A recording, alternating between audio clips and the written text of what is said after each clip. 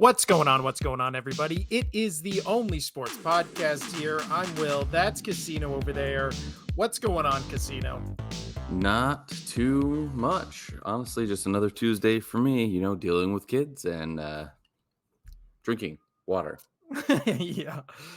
I gotta tell you, usually I bring the energy. I'm just not feeling it today. Oh, I that's have no great. energy. So now I have to do it all. Got it. Yeah. I'm known as the non-energy guy. I'm known as that. I'm the little sidekick on this show, and I'm fine with that. I can live with that role. I can. But when I you just don't have the energy, I don't know what to do here. All right, let's yeah. do our best. I Let's do our need best. we need to switch roles today. You have all the energy. I'm just gonna be bleh. Just be bleh. Yeah. Just start Great snapping start. and clapping.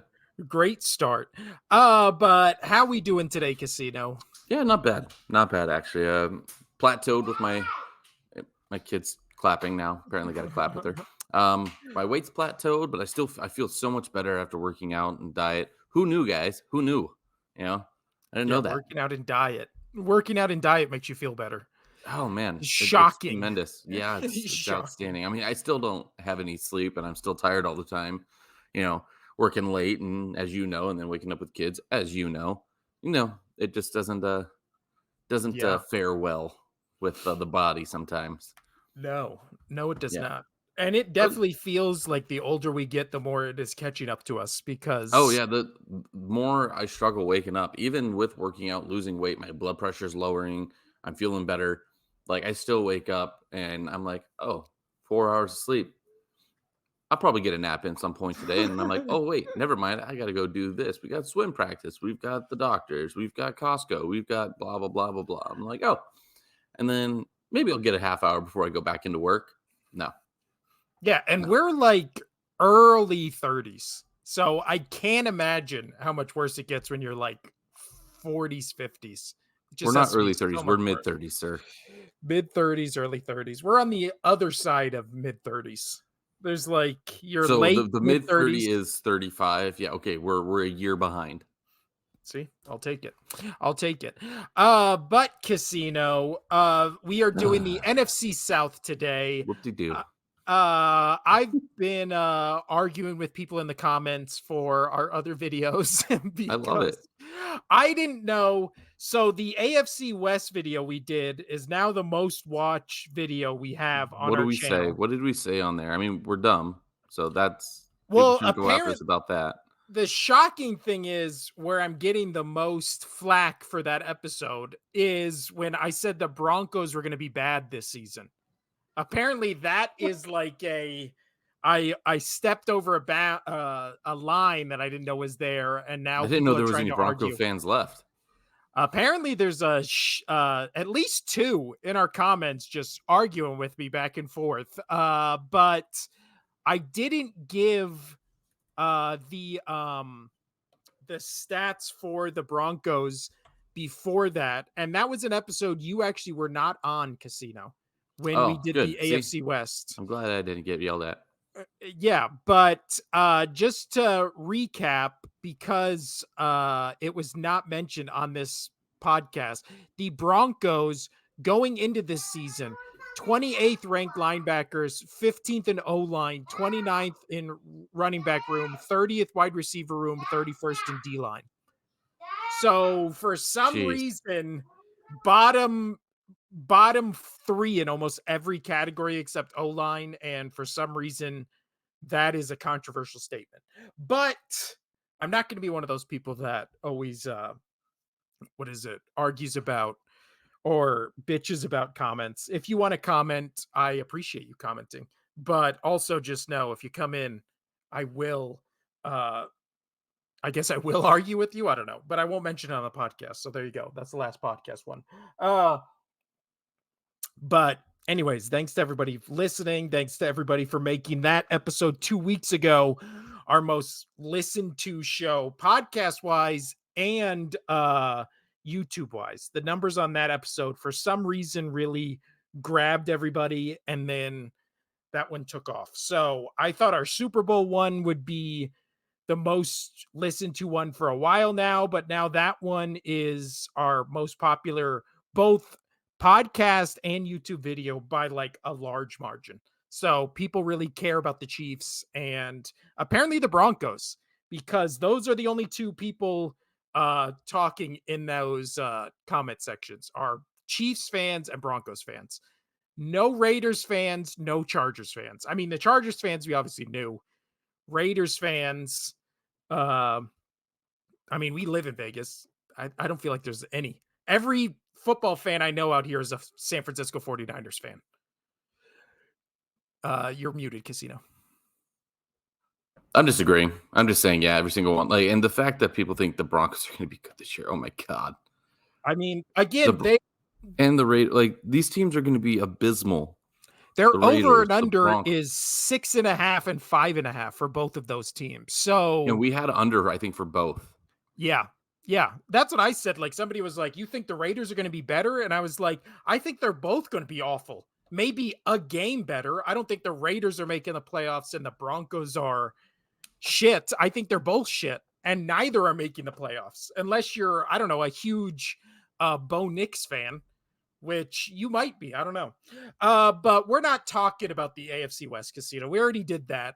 We are talking today about the NFC South. But before we get into that, we talked about it on Thursday's show, and it has finally happened. And that is Show me the money.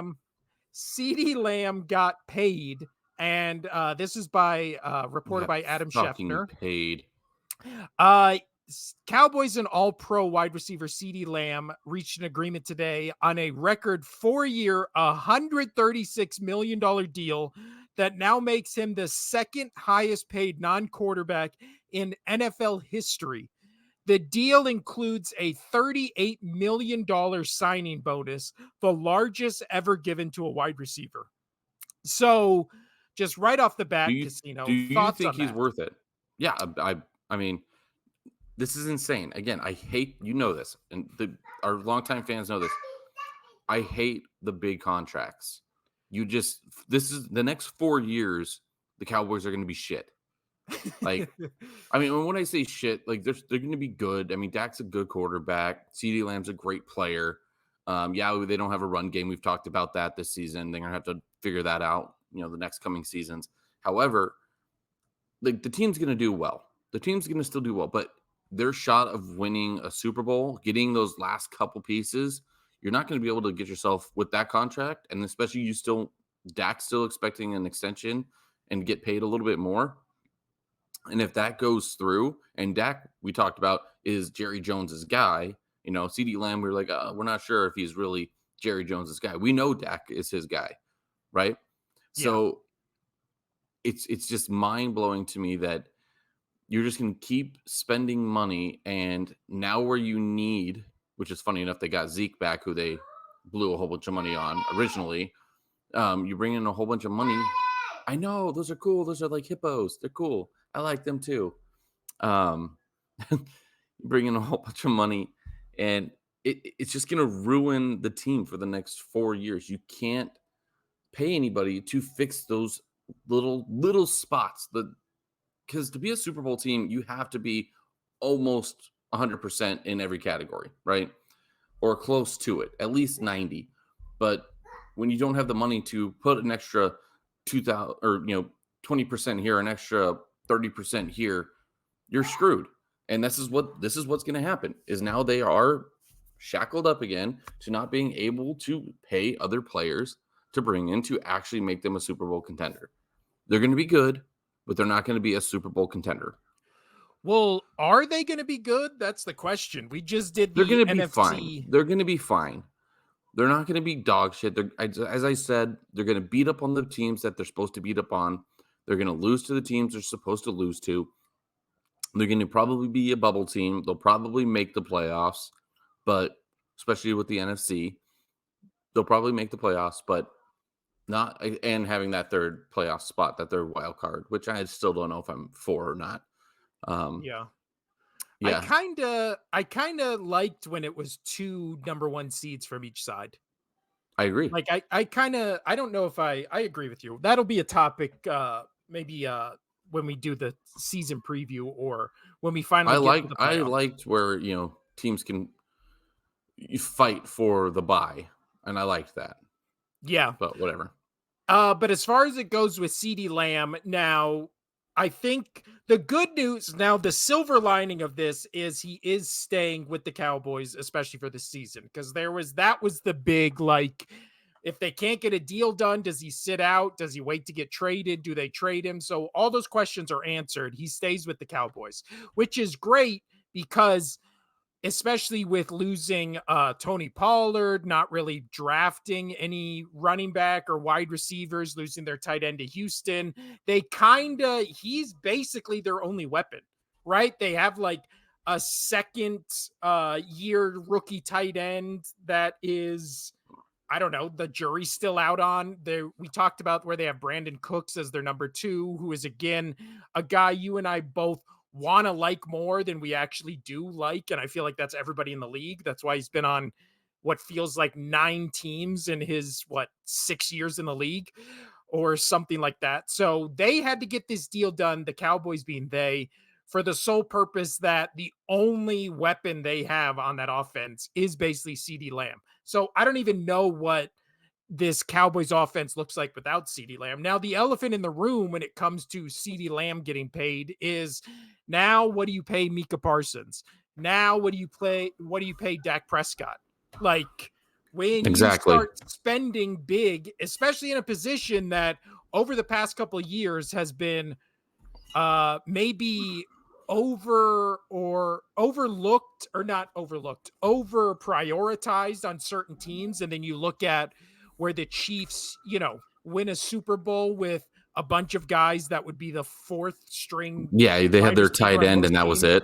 it. Yeah. So, but then again, you also look at it where maybe you do just need one weapon and then build the offense around that one weapon, like with the Chiefs and Kelsey, and obviously they have Mahomes. But the Cowboys won a lot of games last year with just Ceedee Lamb basically there. So Right. now, I yeah. do want to say, though, it's a little different with a tight end than a regular wide receiver. Tight ends are basically just refrigerators running on the field. So, I mean, like, trying to like, if you have a good tight end, if you have a Hall of Fame, if not one of the best tight ends to ever play the game, then it's easy to get away with just having that one tight end, because no matter how much you cover him, he's taller, he's bigger. It's going to Well, be also you're trying to cover him with linebackers and safeties who he's right. usually either faster than or bigger than. Right. So So, that's a good point. yeah. Yeah. I mean, wide receivers, don't get me wrong, they're very important as well, especially ones speedsters, the Tyreek Hills of the world, the Jamar Chases, CD Lamb, they're all super talented. You just ate. But when it comes to Ceedee Lamb, I don't understand the people who are like, he's not good. Even as a Cowboys hater, he's clearly a top 5 wide receiver in this league. I think there is a real discussion when it comes to, it's either him or AJ Brown, who is a better wide receiver. Now, as an Eagles fan, I would personally take AJ Brown because, again, I've seen what he can do in the playoffs. I've seen what he did in the Super Bowl. He had that incredible streak last year. And again, that's on a team with other weapons you have to account for. So he is able to get open more. But then again, when you see great players like a Ceedee Lamb or like a Travis Kelsey, no matter if you have any other weapons, for some reason they're always wide open. And I feel like AJ Brown would be the same. He just has the luxury of being on a team with other weapons like Devontae Smith and stuff like that. But Right. when it comes to Dak and Mika Casino, do you think that either of those, as a result of this lack of money, a big contract to like a star player, do you think the Cowboys just go all in and make sure all 3 of them are signed, or do you Oh, think yeah. one of them walks? I think that's totally what's going to happen, because that's exactly what's going to happen, because Jerry Jones doesn't care about anybody except for his stars. Pun intended. Yeah. Pun intended. Oh, see, if I had high energy today, that would have been I would have got that.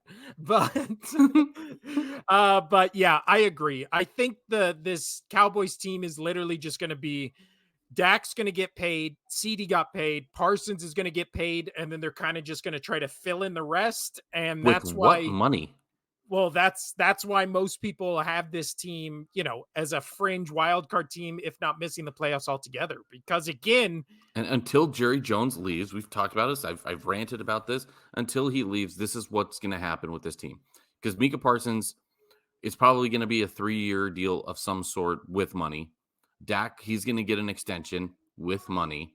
Like, he's shackling up this team for the next 3 to 4. I mean, CD's 4, so at least 4 years. Like, yeah. come on, man. Yeah, I agree. But we are not, we talked about Dallas on last week's episode. Today, however, we are talking about the NFC South casino. NFC South might be one of the most I'm excited. Interesting divisions I could give two shits about. I I'm don't really excited. care about the NFC South at Well, all. I'm excited because there's 2 teams that, as I talked about in the NFC, you have the 3 juggernauts, in my opinion, with the Lions, the Eagles, and the Niners, right? And then the 2 teams that I have right behind them, Tampa Bay Bucs this year, Tampa Bay or the Falcons. I'm not saying either one of those teams are ready to win the Super Bowl this coming year, but those are 2 teams that can definitely rock the boat. I mean, hell, last year, what did the Tampa Bay Bucs do? Right? Or no, not the Bucs. It was the Falcons. Right? Yeah. No, the Falcons went 7-10 last year. Both No, okay, Saints so and it was Bucks the went Bucs. I 9 and 8. was right. I Yeah. was right. Yeah. Yeah, So they beat my beloved Eagles. yeah, They they beat the destroyed him in the Eagles. wild card. Thank you. Yeah. Why did I start getting What see an these teams I get exclamation mixed up point every to it. now. I get these teams mixed up every now and then. But yeah, so after they beat the Eagles in the playoffs, but then they lost to Detroit. That's right. Which, rightfully so. Detroit was better. But this year, I believe you picked Tampa. I think maybe did I switch the Tampa pick? Yeah. Because Well, originally I had the Falcons, and then you had Tampa, and then I think I switched over to Tampa as well. we But I want to haven't flip done flop back to the Falcons. our divisions yet, Casino. That's our last episode before we do our week 1 picks. So that's a week from today. A week from today, we're doing our predictions for who we think's winning each thing and who's getting playoff spots and all that kind of stuff. But as far as the first team we're going to talk about, you just mentioned it, Casino. My question with the Tampa Bay Bucs is, will they return to the playoffs? That is the question. I think they return to the playoffs. I do. I think they're a good enough team. I mean, I know we're doing that next week on who wins the division. Yeah, spoilers. Spoilers. So for me, between the Falcons and the Bucs, I originally on our first podcast back when we tried to talk about the Falcons, and we were doing like the over-unders for every team.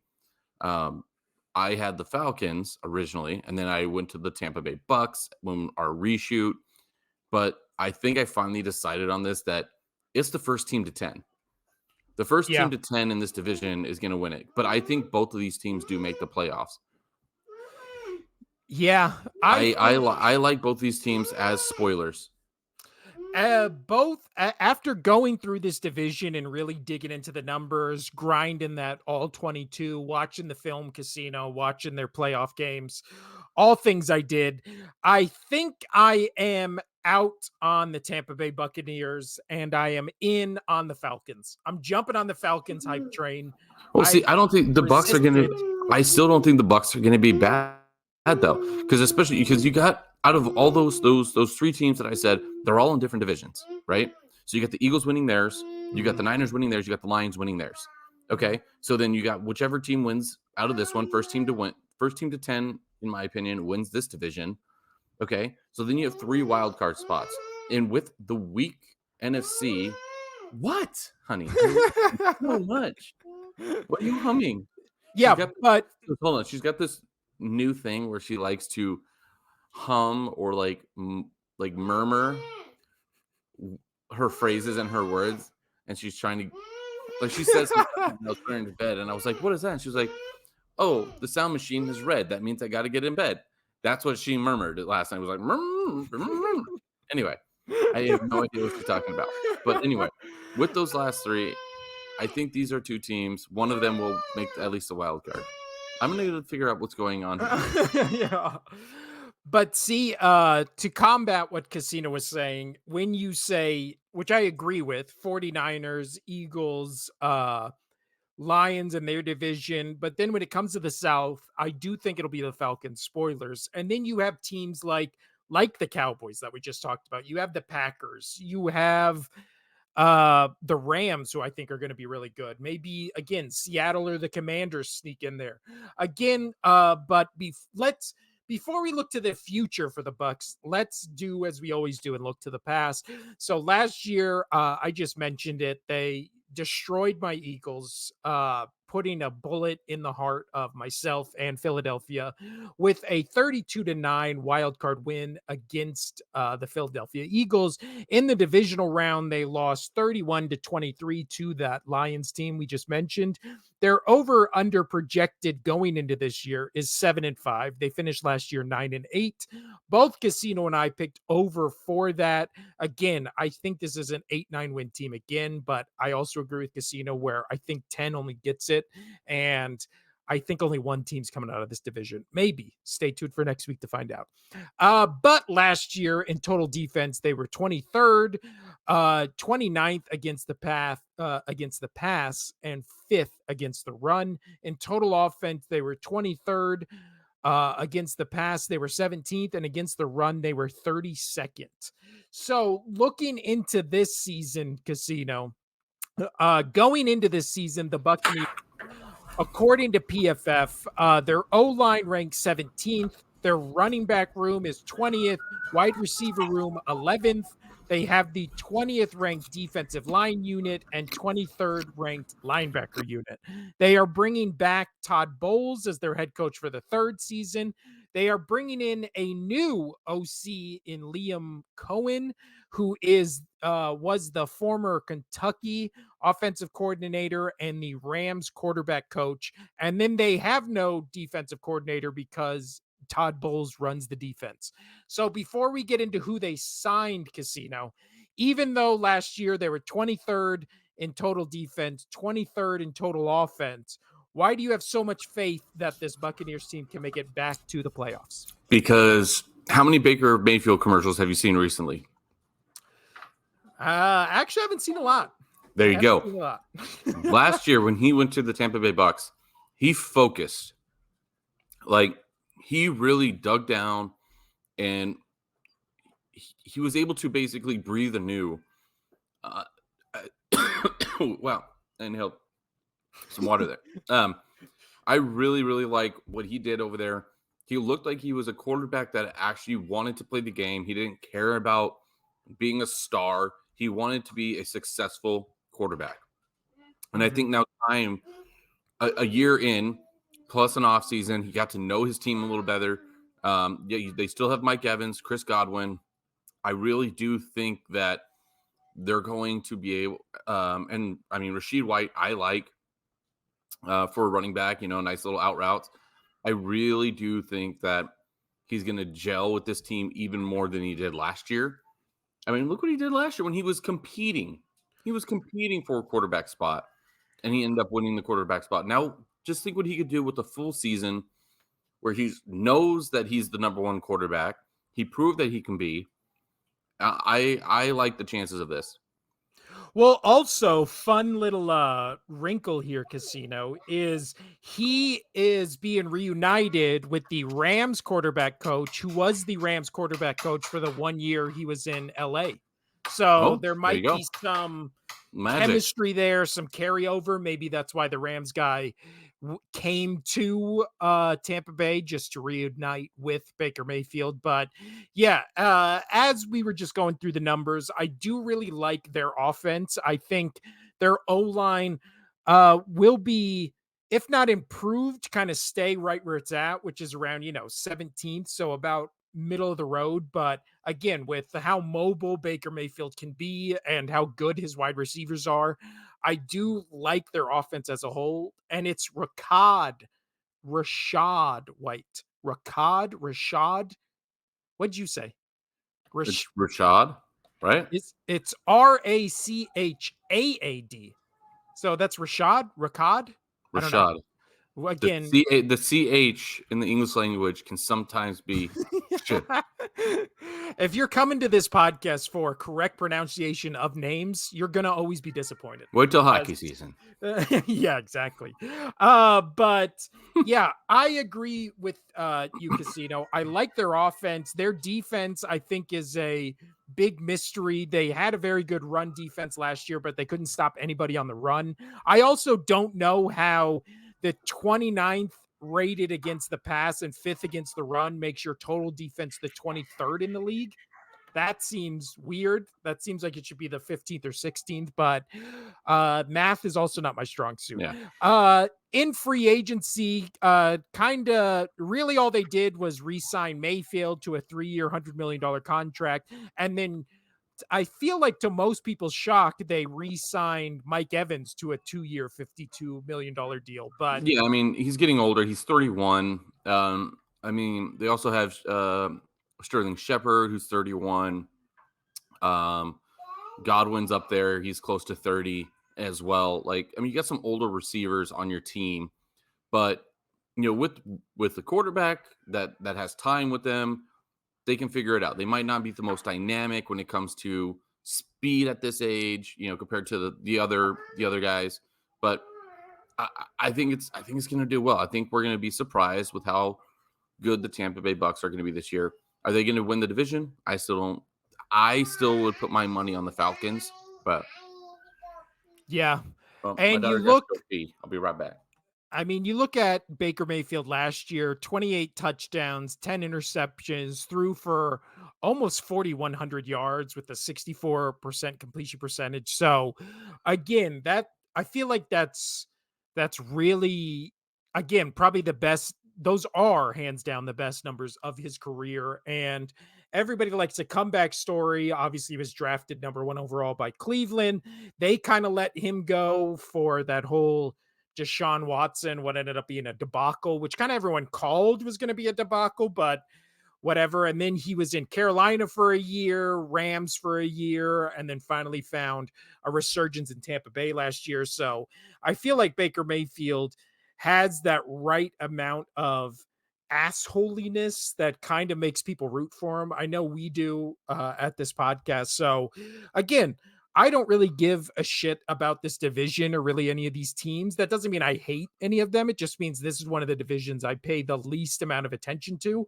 But again, no ill feelings towards this Bucs team for last year. The Eagles deserve to get their ass kicked in the way that they did. But yeah, I thought I think the Bucs might be able to redo what they did last year, but I don't know. Just looking at the numbers, looking at what they are, we'll see how well that new offensive coordinator comes in. What else they did in free agency? They just re-signed Mayfield Evans, as we just talked about. They brought in Randy Gregory, the outside linebacker, Bryce Hall, the cornerback, and then Jordan Whitehead as a safety, and then just a bunch of depth players. So again, we'll see when the season starts and when we make our picks, how confident we are in the Bucs. Let's move on to the next team, Casino, a team that also finished 9-8 in the NFC South, but missed the playoffs. And I am, of course, talking about the New Orleans Saints, which just to throw shade at the Saints, which is a team I have never liked. And also, it's just a team you never hear anything about. So As soon as Drew Brees left with Sean Payton, who are they? What are they? Well, even before then, like what would they have that small window, and then I put the facetious title of "Is this team still in the NFL?" which obviously they are. Shockingly, last year they went 9-8 and missed the playoffs because they lost the division to the Buccaneers.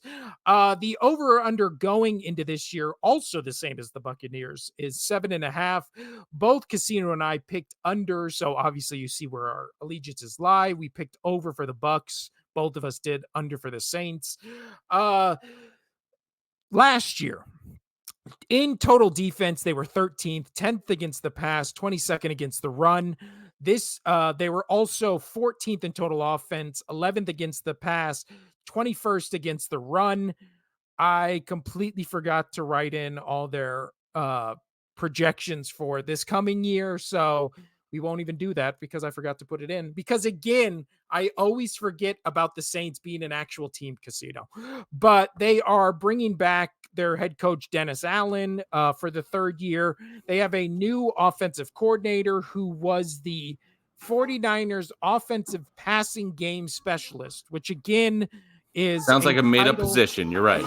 Yeah, which just sounds like a title you give a Because coach to. I thought the 49ers was all Sean McVay. What? Well, not Sean McVay for What are we talking 49ers, about? Kyle Shanahan. That's what I mean. What did I say, Sean Yeah. McVay? Well, Kyle Shanahan's the offensive coordinator. Clint What? Kubiak I have no was idea why I the said that. offensive passing game specialist. This is So- what happens when you just jump back into the conversation. You have no idea where you're at. We're talking about the Saints, Casino. As I pull up their Why? numbers, what do you think of this Saints team going into this year, Casino? Led by, of course, our boy Derek Carr. Oh, I thought it was going to be Taysom Hill. No, I'm joking. I'm joking. I don't know. Is there going to be enough mascara down there in New Orleans for him? I mean, I think so. I mean, there's a lot of the voodoo doctors and everything down there. There might be plenty of mascara for him. Also, I will say, I don't like the New Orleans Saints. New Orleans might be the best city in the United States. The food there was the best food I've ever had, bar none. Never. I ate at a gas station. It was the best food I've ever had in my life. So go on, Casino. Yeah, I forget this team exists. Like right now, they have so you have 1, 2, 3, 4. They have the 4 quarterbacks on their team, which is wonderful. I know Derek Carr is going to get the start, but whatever. Alvin Kamara, like, is he even relevant anymore? Like, I forgot this guy exists. Truly, he was such a dominant force, and then now I'm just like, oh yeah, I forgot. There's a team called the Saints, and there's a guy named Alvin Kamara on it. Sure, but I don't know. This team's gonna win 6 games, maybe. Well, the over/under was 7.5, and we both picked under. Yeah. So That's why I said 6 games, maybe. Yeah, I agree with you. And then the numbers I did forget to write down, Casino, kind of bolsters our points.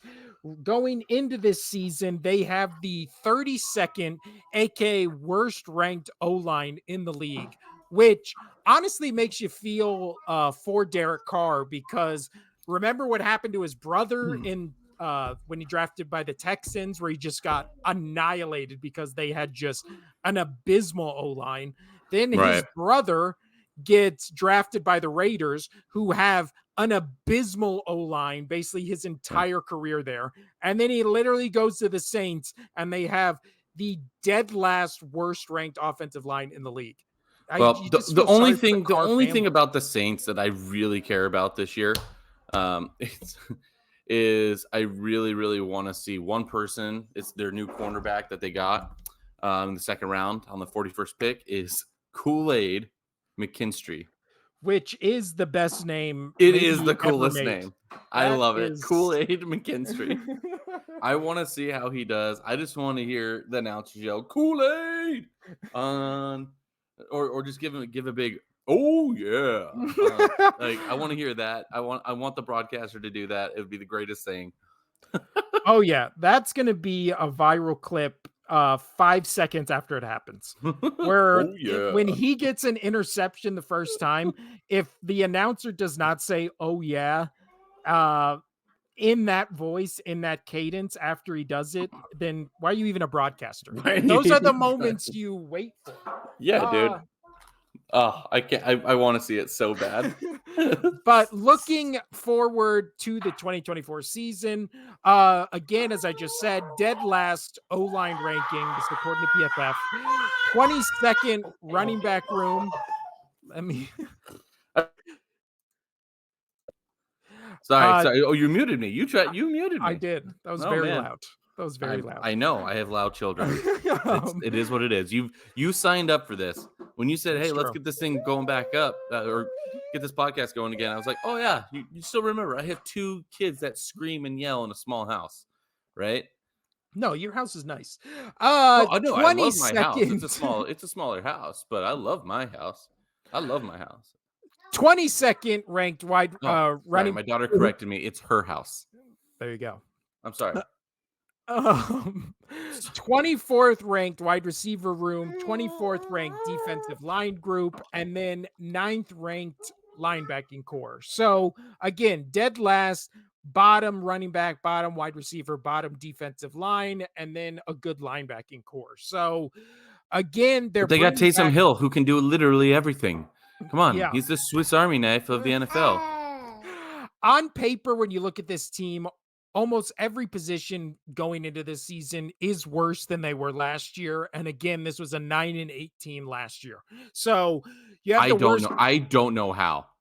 I I can't recall one Saints game last year. I can't recall.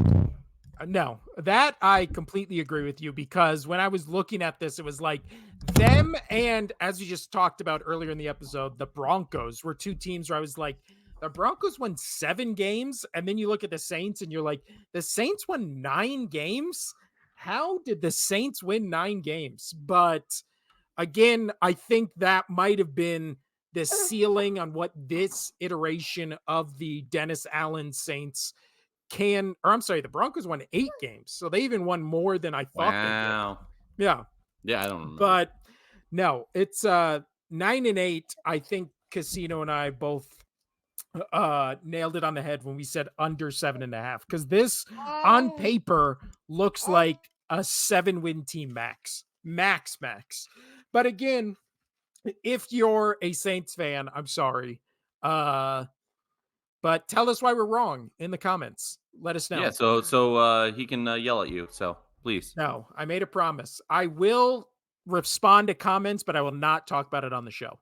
That's my pledge to the people listening to this podcast. No, yeah, no, I'm not saying you would talk about what they say on the show, but No, just I'm go just ahead. not going to bitch about comments anymore on the show. Oh, Yeah, but I will respond to your comments. So there you go. Also, when it's responding to comments, I always say we and us, but it's just me responding. oh yeah, But don't I do shit. lump Casino in with us. Yeah, I'm the So- sidekick that just is from You're the afar. co-host, which means you co-sign everything I say Right. in the comments. Yeah, I mean, we got on for this episode today, and I was like, "What episode are we doing today?" Well, let's segue Casino into talking about the Atlanta Falcons, and the question now is, are they the clear favorites in the NFC yeah. South? Oh yeah, dude. Especially when they signed Matthew Judon from the Patriots, it is a done deal. They've got, with Aaron Donald out of the picture, they got one of the best pass rushers in the league. They got one of the best defensive players in the league. He is outstanding. And if it wasn't for Aaron Donald, I'm sure, and his injury last year, I'm sure he could have won Defensive Player of the Year once in the last 3 years. But yeah, in 2021 he had 12.5 sacks. 2022 he had 16 sacks, and then obviously last year was injured. But yeah, he was working his way towards it. Yeah. So but you know what? That is a nice what is it? A nice little snapshot of basically what this team, to be the best and to be the favorite in the NFC South, needs to do. And that is have players returning from injury be healthy, right? Like we just mentioned, Judon coming off an injury. Also, their big signing this offseason, before we even get into the numbers, was the signing of Kirk Cousins, the quarterback formerly of the Vikings and Commanders, who is coming over after that injury last year, where it looked like he was maybe having the best season. He was on record or on pace to have the best season of his career. So last year, when we talk about this Falcons team, they were 7-10 and missed the playoffs. However, their over/under going into this season is 9.5. I actually picked under. Casino picked over, but Because I was like, why are we putting uh so much trust in the Love. Falcons team? Yeah, but I have come around. Since Good. doing the research, I It's am about now time. on the Falcons bandwagon, especially after looking at their stats last season. Last season in total defense, they were 11th in the league, 8th against the pass, 20th against the run. Again, I don't know how that's 11th, and the Saints are 23rd, but who knows? In total offense last year, they were 17th in total offense, 22nd against the pass, 9th against the run. And then going into this season, all offensively, they have the sixth best rated offensive line unit, the fifth best wide receiver room, the 13th best wide receiver group. And then when you switch to defense, they have the 24th worst linebacking core and the 28th worst ranked defensive line. So they brought over from the Rams to shore up that defense, Raheem Morris, who was the Rams defensive coordinator the past 3 years. They brought over Zach Robinson, who was the passing game coordinator for that same Rams team. And then they brought over the defensive coordinator, Jimmy Lake, who was the assistant head coach for the Rams. So all Rams all the time. But Casino, the big moves in the offseason obviously were the Judon trade, were the Kirk Cousins signings, and then the Darnell Mooney wide receiver for the Bears coming over. But why I mean, I've joined you, but why are you on this Falcons bandwagon for them being the best team in the NFC South this year? Well, I mean, as we talked about it, we don't trust the Saints. We don't trust the Panthers. I mean, we haven't got to the Panthers yet, unless They're you next. talked about them and I missed it. No, they're Um, next. um, but it's going to come down to Tampa, and it's going to come down, to the Falcons in this. And I like what the Falcons did in their offseason way more than what Tampa did. Tampa didn't really do a whole lot. They did Atlanta, almost nothing. yeah, I really like Atlanta. Um, it's going to be really telling at the beginning of the season because week 2 they got at Philly, and then week 3 they got Kansas City at home. So my kid fell. And on that note, to what Casino was just saying, there was one signing that the Falcons brought over, which was, so I just look at like I look at like 2 or 3 of like free agency trackers just to see who they got, who they lost, what the consensus is on it. And the name I kept seeing for the Falcons of a signee they signed, or a player they signed, where I was like, who is that, and why is this guy getting like top billing with guys like Kirk Cousins, like Darnell Mooney, I'm sorry, and that was Charlie Warner. And so I was like, who is Charlie Warner? And I looked at his stats, and he had almost no receiving stats, basically after being in the league for 5 years, right? So then I dug further, and this actually made me kind of more sold on this Falcons team. So Charlie Warner coming over from the 49ers, where he never had more than or I think he had 5 receptions like 3 years ago, right? So I was like, why are they paying this guy 3 years, $12 million? So they brought him over because he is one of the best and most efficient run blocking tight ends in the league. So what I found out about him was he was a highly effective blocker with an 86.7% pass block win rate and a 77.5% run block win rate when he was in the game.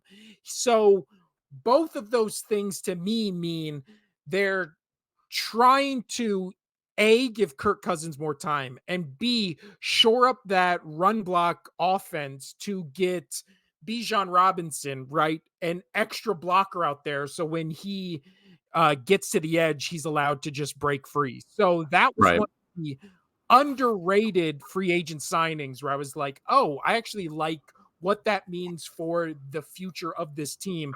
And not the thing that sold me, but just one of the the added elements where I was like, I really like the Falcons offseason. I really like Raheem Morris, especially to what he did with that Rams team in the 3 years he was there, just making a smothering defense that, I mean, are they even going to be the same with him gone? Probably not. But yeah, I'm all in on the Falcons casino. So yeah, so what I was gonna say is, yeah, week 2 Philly, week 3 Kansas City.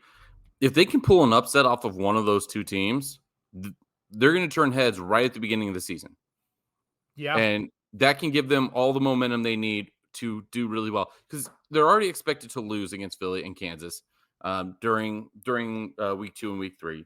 But if by some chance they're able to beat one of those two teams, that is just going to propel them mentally just through the ranks, and they're just going to be very, very good. That's going to just change their mindset about their team. Because if they lose to them, they're going to be like, okay, those were two on the docket that we were like, all right, we're probably going to lose, early on in the season. But then, then they got the Saints, Tampa Bay, Carolina, Seattle, Tampa Bay. They kind of got an easier week or easier setup. That as long as they can get past Tampa, which I still think they're going to, that's pretty easy. I mean, and to end off the last 4 games, I'm looking at this. The last 4 games, they have the Raiders, the Giants, the Commanders, and Carolina. So just tally up 4 wins at the end of the season. Yeah, no, that's a good point. And the what is it? Is the game against the Falcons is in prime time or it's not in? Yeah, so that's Monday night. So against so they get 2 primetime games in their first 3 weeks. They get 3 in their first 5 weeks. They got in week 2 they got Philly on Monday night, and week 3 they got Kansas on Sunday night, and then week 5 they got Tampa on Thursday night. Like they can really show the NFL and change the landscape about their chances by the end of week 5. Well, but this begs the question, elephant in the room casino, do you trust primetime Kirk Cousins? That's a good question. That's a good question. New team, new Kirk Cousins. Let's go. New phone, who dis? That's what you're saying. That's what you're saying. Hmm. But yeah, I agree with you. I also think it's good for this Falcons team to get the Chiefs early, because I feel like the Chiefs are a very beatable team in the first month or 2 of the season. Very much so. And it's always just when they're after the bye, then it's like they never lose and go to the Super Bowl. But yeah, I have a hard time seeing them beating the Eagles, because the Eagles are typically always good early on. And, as you just alluded to, the Chiefs are not. Last year's a great representation of how that works out. Both teams good and then bad and then bad and then good. So yeah. I really think that's going to how it's play out. So I think their best chance of beating one of those two teams is going to be against Kansas City when it's going to be in Atlanta. So I agree. I do think the only thing that would stop them from upsetting Philadelphia is Philadelphia has the week 1 is a Friday game, and then they have all the way till the following Monday for that game. So that's a lot of rest. That's a lot of prep. That's, especially against Kirk Cousins on Monday night, which is when he's been the quarterback of the Commanders, he owned the Eagles. When he's been on the Vikings and played against them, the Eagles have owned him. So who knows what the Falcons will bring. But again, that's one game early in the season. So I'm not going to base my predictions on that for really either team. But yeah, I do think Falcons, I said it right there. I do think they are the clear favorites in the NFC South. But now let's move on to the last team in this division, casino, the Carolina Panthers. And everybody knows what the Carolina Panthers did last year, which is nothing. They were 2-15, obviously missed the playoffs. Going into this year, not fair to do much better. Over under is set at only 5.5. And even then, Casino and I both picked under for both of us. Last year, surprisingly, they had a pretty good defense, 4th in total defense, 3rd against the pass, 23rd against the run. Again, it feels like every team in this division Really good against one and pretty bad against the other. So this one, good against the pass, bad against the run. Their total offense, however, was the reason mostly they were 2-15, 32nd in the league, aka dead last in total offense, 32nd in passing, 20th against running, or 20th in the run game, 32nd in the pass game, led by Bryce Young. Going into this season does not look much better. They have the 20th ranked O-line, 29th ranked wide receiver room, 27th ranked running back room, 18th for linebackers, 29th against the D-line. They brought in a new head coach in Dave Canales, who was the OC for the Bucs for the past, I think, for only 1 year, and then he spent the 13 previous years of his life in Seattle. They also brought in Brad Idzik, who is the former Bucs wide receiver coach, now getting a shot to be OC. However, they did bring back a guy who maybe has the best name I've ever heard in my life, Casino. He is back in his second season as Better than Kool-Aid? coordinator. Yes. Listen to this name. This guy's name is Ichiro Evero. That's fucking cool. That's pretty fun. That rolls right off the tongue. He's back as a second season for the defensive coordinator. Now, obviously, they lost Brian Burns in free agency to the Giants. They replaced him with, hands down, my most hated NFL player, maybe in NFL history, and that is Jadeveon Clowney.